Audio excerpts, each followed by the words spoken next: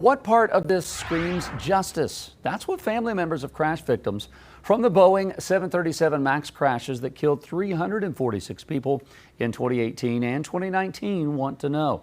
Last week, the victims' families met in a Texas courtroom to object to a deal that would prevent Boeing from being prosecuted in these deadly crashes. Our chief transportation correspondent, pilot May-Kay Beeler, joins us with more on this.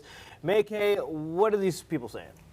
You know, it's been going on more than 7 years now, and they still haven't gotten any justice. That, according to protests from family members traveling from as far away as Africa, Indonesia, and Europe to argue against a deal between the U.S. Department of Justice and Boeing.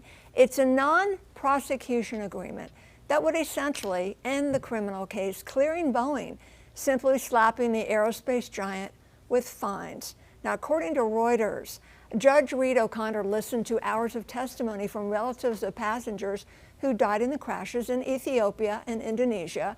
The legality of the deal was not addressed. However, the judge questioned the government's decision not to require an independent monitor for Boeing.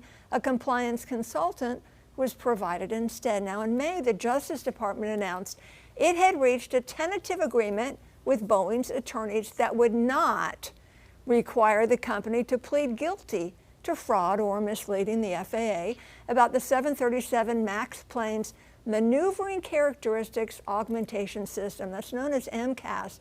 It contributed to both crashes. Boeing allegedly had omitted information about the MCAS software in its pilot training programs and manuals. So when the software malfunctioned, the pilots didn't know how to recover when the planes entered a fatal nosedive. May-Kay, when you look at this case, what's the history of it all? So it's kind of involved. It was revisited back in 2021 under the Biden administration.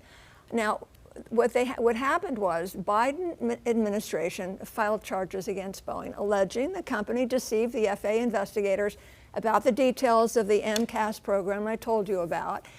So this after President Trump, during his first administration, decided not to bring criminal charges against Boeing. So as part of the Biden charges, the aerospace giant would admit to engaging in a conspiracy to obstruct a lawful FAA investigation. Boeing would pay a $1.1 billion fine, $482 million as a criminal penalty, $445 million goes into a fund for crash victims. Boeing has already paid $500 million as part of an earlier agreement.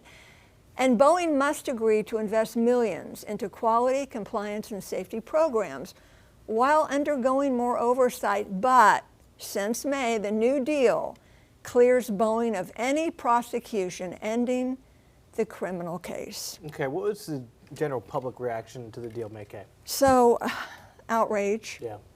Outrage that they're just sweeping this under the rug and letting a big corporation get away with this.